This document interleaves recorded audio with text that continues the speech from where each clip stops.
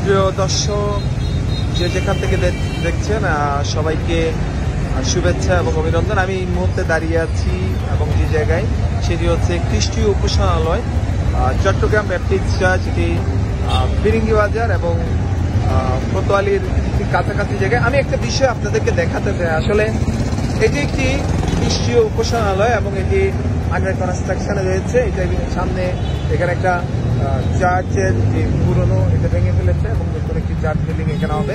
কিন্তু এখন বর্তমানে এই জায়গায় আমরা চার্চ করে থাকি। কিন্তু একটি অত্যন্ত দুঃখের বিষয় আমি আপনাদেরকে দেখাতে চাই, আর সেটি হচ্ছে এটি একটি চার্চ এবং এইখান থেকে এই চার্চের বাউন্ডারিতে শুরু হয়েছে এবং এই কর্নার পর্যন্ত রয়েছে এবং পাশে একটি মন্দির রয়েছে। এই জায়গায় একটি মন্দির রয়েছে এবং রয়েছে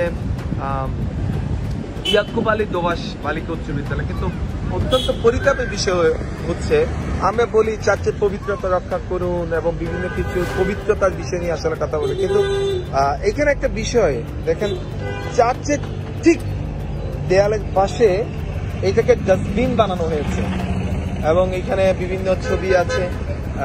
সিটি কর্পোরেশন হয়তো অনেক সুন্দরভাবে তারা করেছে, কিন্তু এইখানে ডাস্টবিনটা করে খ্রিস্টীয় যারা ভক্ত সেবী রয়েছে তারা আসলে কতটুকু স্বাচ্ছন্দ্য নিয়ে এই গির্জায় তারা আসতে পারে, সেটি হচ্ছে এখন সবচেয়ে বড় প্রশ্ন।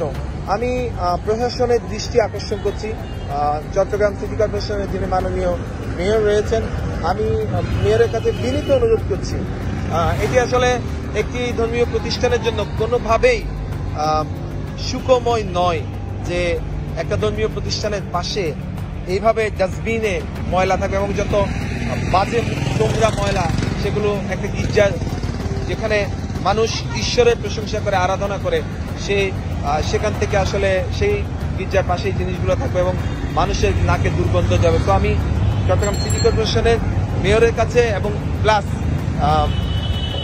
যে কর্তৃপক্ষ রয়েছে, আমি কর্তৃপক্ষের কাছে বিনীত অনুরোধ করব, খ্রিস্টীয় মণ্ডলীর উপাসনালয়ে বিশেষ করে পবিত্রতা রক্ষার্থে এই জায়গা থেকে ডাস্টবিন সরানোর জন্য বিনীতভাবে অনুরোধ করছি। আশা করি